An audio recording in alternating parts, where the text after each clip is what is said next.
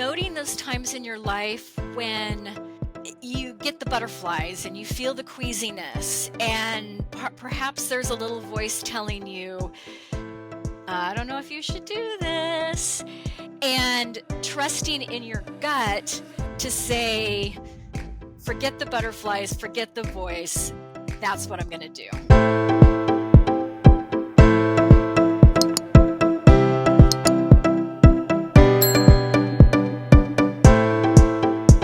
Today's guest is Julie Seiler, a chef and the voice behind 2bittart.com. Absolutely love that name. Thank you. We'll have lots of talk about that in a moment. For 17 years, she's been sharing the ups and downs of life with humor, heartache, and plenty of baking. Her debut book, Gluten for Punishment, Just Desserts for the Heartbroken, Lovesick, and Jilted, mixes love, loss, and relationships for resilience. Welcome, Julie. Thank you very much. It's great to be here. I'm so excited for this conversation. It seems quite controversial for me, considering I'm gluten-free. But hey, let's go with it. That's okay. We can all get along, right? Yeah, I mean, I just love the title of your website, and before I go any further, tell me more about that. Well, the title, it's actually a little bit interesting. It came from growing up. I did not have the best relationship with my father. And so I was a girl in the 80s getting ready to go out to clubs. My father was a product of a much later or earlier generation. And so as I was with my hair spiked up and my makeup on, as I was walking out the door, he would say, "You look like a 2-bit tart." That was sort of his throw at me. And I took something that was a negative, and when I started the blog, I decided to make it into something positive and turn it around. So now I wear that 2-bit tart badge very willingly and proudly. That's absolutely exciting. I'm so excited, and well done for turning it around. Thank you very much. Absolutely. I just love it. So what is one of the most courageous things that you have done in your life? I definitely think writing the book was the most courageous thing I did. First of all, because I'm not a writer. I do have the blog, which I do have my 300 words on the blog, but I'm not an English major. I'm not a writer. I've never tried to write a book before. So to sit down and decide that I'm going to do this was a huge step. But then also, in the book, I've left it all out there. I didn't sugarcoat stuff. I didn't whitewash things. I wrote the truth. I wrote my truth, and it's not always pretty. In my looking at myself and looking at the way I behaved in relationships, it's not, looking back now, necessarily how I would probably handle things as I get older and wiser, hopefully. But I felt like I had to write the book that way, that I had to write it the way that it was, the cringe-worthy parts as well as some of the better parts.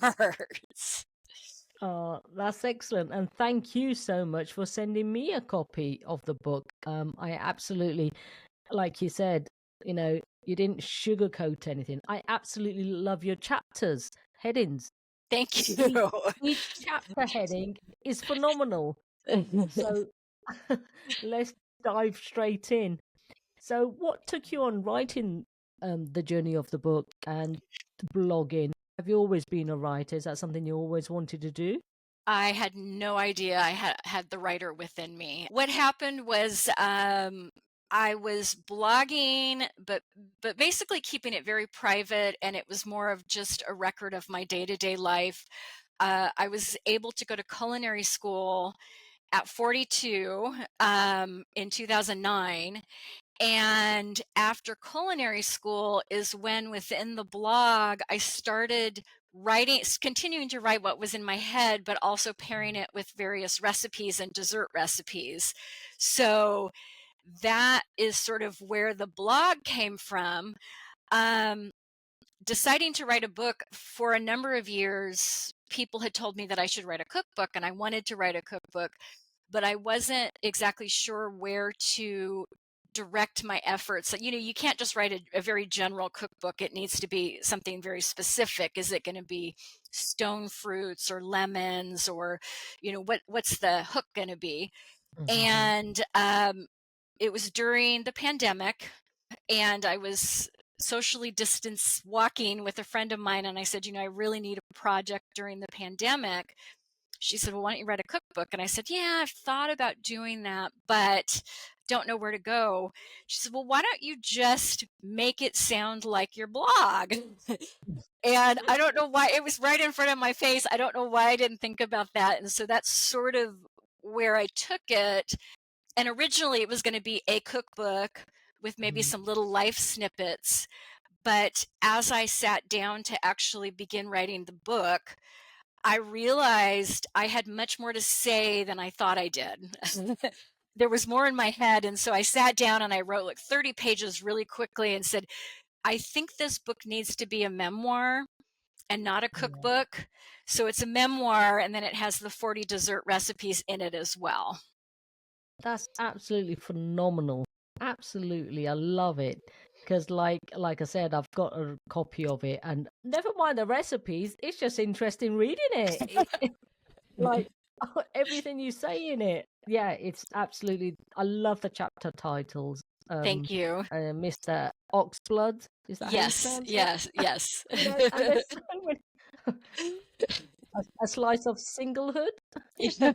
X. I mean, Yes, it's like really great. thank you. So what And made you sorry, go ahead. I was just going to say that is what I've heard. Is I've got people who have read it who say I don't bake, I don't cook, but the book within itself stands alone without the recipes, which is a great thing. I'm glad Absolutely. I'm glad that everybody can sort of get what they need out of it. It's not a one thing or another. Your book pairs dating disasters with dessert recipes. How did you come up with that unique and compelling idea? Because let's face it, I mean, who'd think of the two? I most certainly wouldn't. I think it has to do with pairing sort of the difficulties that we have in life with something that we love. So I think for Mm, different people, it's going to be different things. For me, it's being in the kitchen, it's baking. So if I'm ever struggling, I usually put down whatever it is I'm struggling with, whether I should be struggling with it or not, and I beeline for the kitchen. And I mm. love to bake, and I love sort of where that it's my moving meditation in a way, and it gets me in a really good headspace. And then if I'm needing to drown my sorrows after a bad date, I now have a bunch of cookies that I can drown my sorrows with. So it's a win-win for me. And so that just tends to be what my go-to is. And so even readers who don't feel like maybe that's what they would do, hopefully they can see themselves in that and say, okay, what I love to do is I love to paint, or I love to read, or I love to knit, or whatever it is, and Mm. realize that you can sort of pair those two things together to soothe your heartache or soothe your difficulties or whatever you're going through. Wow. Because originally spent 20 years in event management, Yes, and after doing that, you reinvented yourself at 55. I did. So, what was that transition like? Because it must have been 55 and 20 years giving up the security, the certainty to do something that you're unaware of. Yes, it was, what I would say is that event planning, especially event management on the scale that I was doing it, is a young woman's game. And I realized that as these years were going by, it was a little harder for me to pull off these events, time after time after time. Mm, So mhm, I had thought that I was going to retire um, in a couple of years, but what happened was they ended up closing our division sort of unexpectedly. And I thought, I really loved the people that I worked with. I worked with them for 20 years. It was the same group of people. I didn't want to try to find that magic again somewhere else. So I Mhm. decided, all right, it's time. I'm going to retire. I'm going to retire early and see where I go from there. So it wasn't a definite pivot to the book, although the book was in the works. It was, let's pivot to something new and let's figure out what that's going to look like. That's interesting because your stories are so raw with no sugarcoating.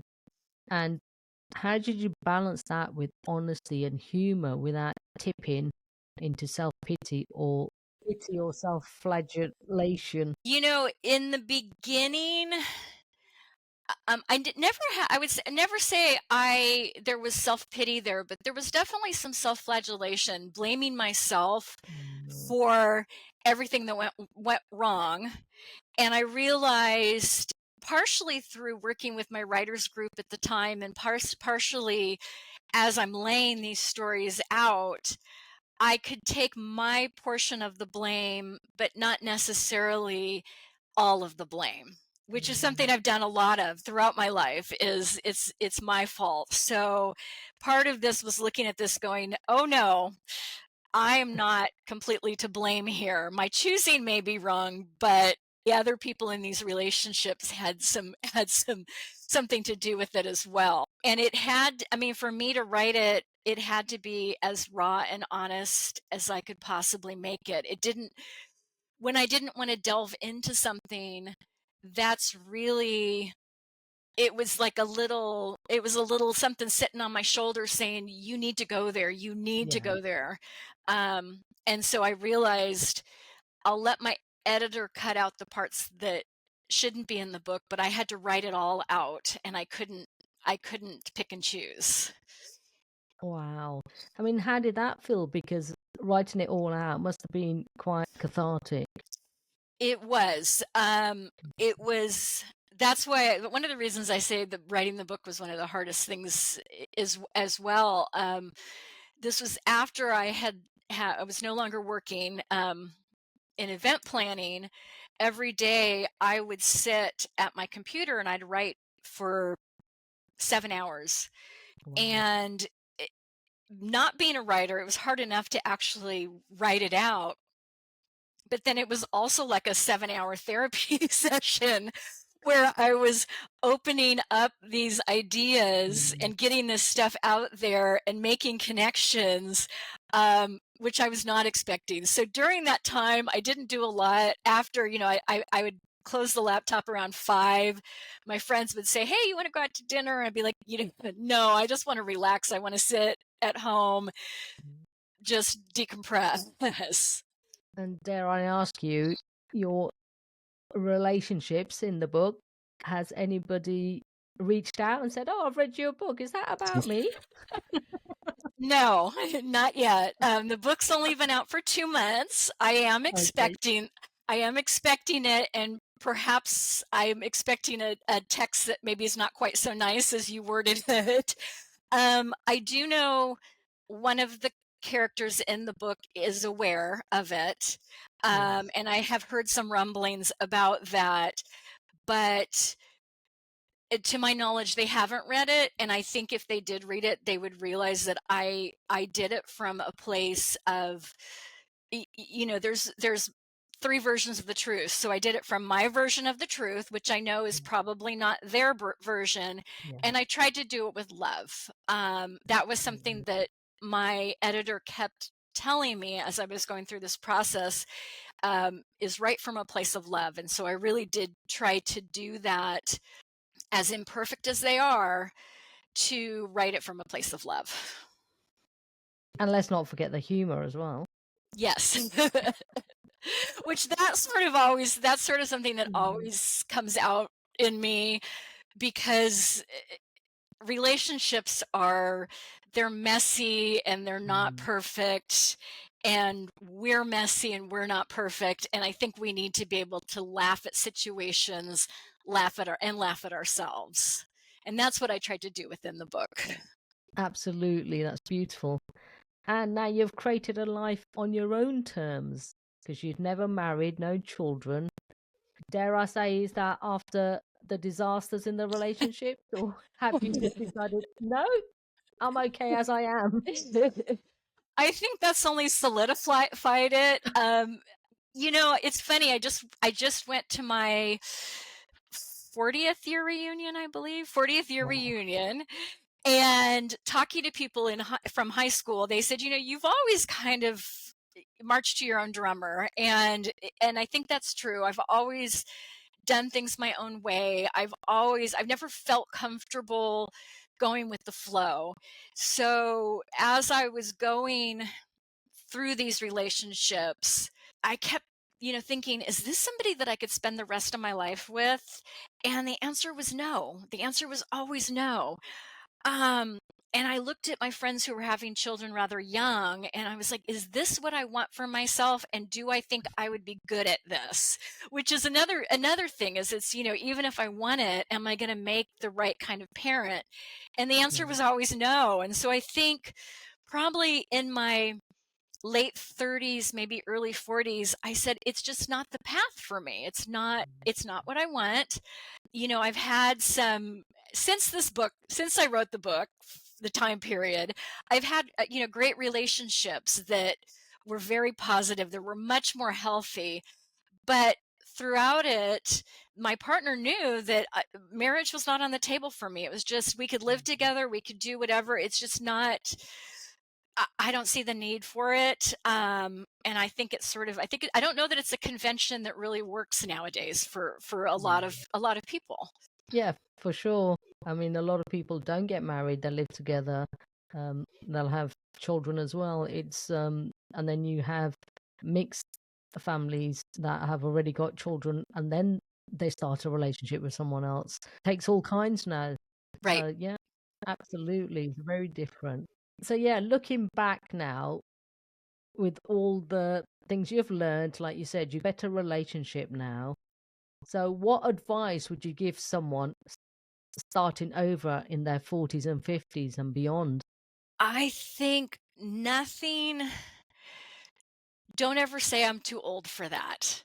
That is Mm. my thing. Is I think a lot of us say, I have a good friend who had the kids, had the marriage, went back to school late to get her degree, and she's like, yeah, I don't know. I mean, what's the use of doing it this time?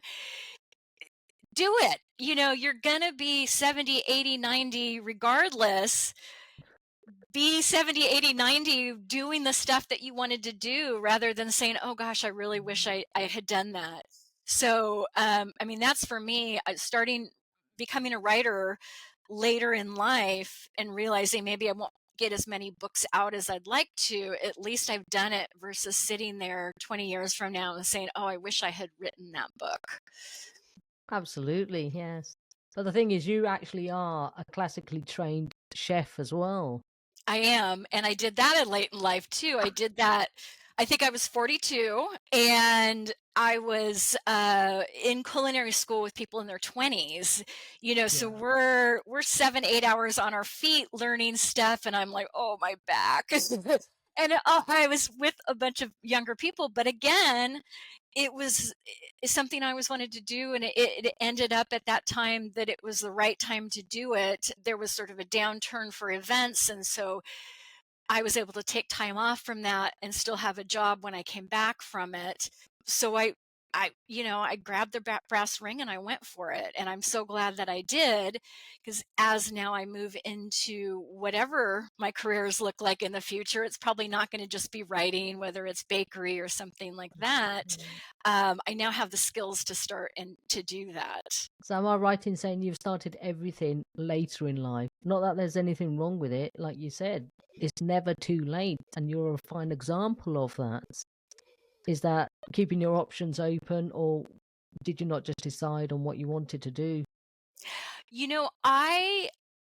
I'm a bit of a planner, hence the previous job.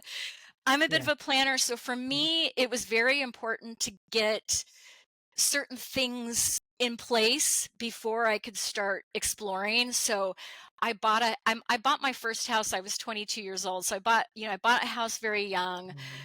financially tried to get myself together, had some jobs. My very first job was in mortgage banking, which doesn't fit me at all, but had those sort of Yeah. got on the path before I felt like maybe I could start exploring that. So I think that for me was what I did is I got the framework in place, and then I decided to see where things take me. And I'm lucky enough to be able to do that at this point where I can try different things and explore and learn.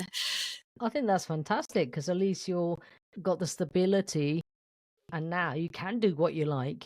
Right. Absolutely. Looking back on your dating adventures and your journey in the kitchen, what's one unexpected lesson you've learned about yourself along the way? Oh goodness. I think the lesson that I've learned, a lot of the men that I dated tended to be artists, whether they were painters or they were writers or they were musicians. And I was there in the wives and girlfriends section cheering them on. And what I think I learned was that I'm an artist within my own self, that writing and the baking are my forms of art, and that I am what would be the word that I want to say, that I'm complete the way that I am. I'm a full person. I can take up space. I don't need to maybe be behind somebody else and cheering them Mm. on, that I can make take up my own space. And I mean, I hate that it took me this long to learn it, but I think there was a lot of conditioning that happened prior to that that put me in that that position. And I'm learning to take up space now, and it's not I don't do it all the time and it's not perfect, but at least that I know that I can and I'm trying. And I think that's beautifully put, actually. Absolutely love that because you're your own person within your right. You are complete. You don't need someone to complete you. And I think a lot of people sometimes don't feel, they need someone as well in their life. It's a case of having that confidence to, if anybody does come into my life, it'll enhance it. Right. I think that's a very big thing now because there's no need to have a partner. There's no need to have all these things. If anybody does, like I just said, yeah, it enhance it. And at the end of the day, if we can be complete within ourselves, our relationships will be a lot happier, flourishing, and blossoming. Absolutely. 100%. Yes, I agree with that. I wish I had learned that a lot earlier in life. I would have to say that, but I got there eventually at least. Whenever you learn it is the time when you are supposed to learn it. So there's no two ways about that. Yeah, Yes. that's true. That's definitely Yeah. true. So tell me, Gluten for Punishment. How did that title come about? I love it because for me, I was thinking if because I'm gluten free, so if I had gluten, it would be punishing myself. Now, I'm sure that's not what you mean by the title. No, we were I say we because it takes a village. I was trying to find trying to find the right title. I am a little, I am a little sassy. I do have my tongue is definitely poked in my cheek a lot of times. So I was trying to think of a title that would show that. And I was, I was just brainstorming with a Mm. friend saying, I just need to think of a title for this. And I actually have a coaster on my desk that says full of gluten. And I was talking to them and I looked down at the coaster and I said, about gluten for punishment. And so that is actually where it came from. Oh, wow. I love it. I love everything about it. I love the book. So, yes, I know we've talked a lot about the book and how it came about and the recipes. And it's a comforting book. So, tell me, who's it for and really what's the aim of it? I originally wrote it, sort of the target audience I saw was women, and women who have have gone through the relationship issues and challenges that could relate and could see themselves in my stories. But what I've found is that it's actually bigger than that. I've had a lot of men that have actually read the book and they like it too. I think it's a universal story. So I'm a heterosexual female, but it doesn't, it's bigger than that. I think it's anybody who's dealt with relationships and had their heart broken can relate to what I've been through. Maybe not the exact same situation, but a similar situation. And it's one of the things that I actually love, and I've had the opportunity to talk to a lot of people these last couple of weeks, is that different stories or different situations, people connect with it. So it's not all about the dating. There's a little bit about my father in there. There's other, just challenges that I've had, and people will come up to me and say that hit me so hard because it's very similar to the situation that I've had. I can relate to it. And that's really what I want to do in a way is, although it's a book, is I want to have a conversation with my readers in a way. That's absolutely beautiful. I love it because, like you say, it's a journey of love, loss, and self acceptance. And we've all been there, we've all had heartache. And to write this in a way through a cookbook, I think is genius. I really love it. Thank you. I haven't come across anything like this when we first spoke in our pre chat. I was thinking, I've got to get you on the show. I mean, I absolutely love it. Thank you. Thank you. I think, there are definitely other books out there that do have recipes included, but I think mine is its own, it definitely is, it's its own animal in the stories that I'm sharing and how I'm sharing how I'm sharing them. Usually it's, I grew up baking pies next to grandma in the kitchen. That's not what this is about. Because, yeah, definitely. Because, yeah, the little girl with mom or the grandma, absolutely. And I'd say, just to put a pun on it, it's got its own flavour. It does. Yes, absolutely. But I absolutely love that because, like I said, I don't think there's anything else out there like that, or at least I haven't come across. And yeah, I mean, there are, like I said, there are other books that do have recipes in them. Because I'm a chef, I've read a lot of other chefs' memoirs, and a lot of times, like Anthony Bourdain has got some recipes in some of his books as well. But it was really, yeah, I haven't come across anything quite like mine, which is a blessing, but it's also a curse because it's very hard to position my book because it's so different. I've been doing advertising lately that says, read it like a memoir, use it like a cookbook, because that's how I feel. Is I feel like the recipes are as much a part of it as the stories are. So, if there was one key takeaway you want every listener to walk away with today, what would that be? I think to stay true to yourself, even if you ruffle feathers, carve out your own path, do what feels right to you for you. We're all different. None of us are walking that same path, and we just need to find the path that works for us and don't be afraid to walk along it. That's fantastic. Absolutely. And I think your book demonstrates that. And just having the courage to actually write the book and put what you have in it really must be courageous because, like you said, it's only been out for a couple of months. You might get some comeback, you might not, but you're willing to go with that. Yeah, So that's really courageous. And it's your memoirs, it's how you want to write. And that's absolutely fine. exactly. Exactly. In the end, it's not about the relationships that I recount in the book Mm, as much as my experience and what I learned from them in the long run. absolutely. So, where can the listeners find you online? Your book, Julie. So my book is on Amazon. It's on Barnes and Noble. It's also on bookshop.org, which is a website that connects you to local bookstores, which I love because it's really helping support those independent bookstores. That's absolutely beautiful. So please do go ahead and get the book. All the links will be in the show notes because I can guarantee you it will not be a disappointment read for sure. You'll have some fun with it and some beautiful cooking and recipes. Exactly. Absolutely wonderful. So thank you for sharing your insightful wisdom and knowledge with us today. And by doing so, you have helped so many others make a difference. I really want to acknowledge you for that. Julie Seiler. With Anita, that, thank you very much. I appreciate it.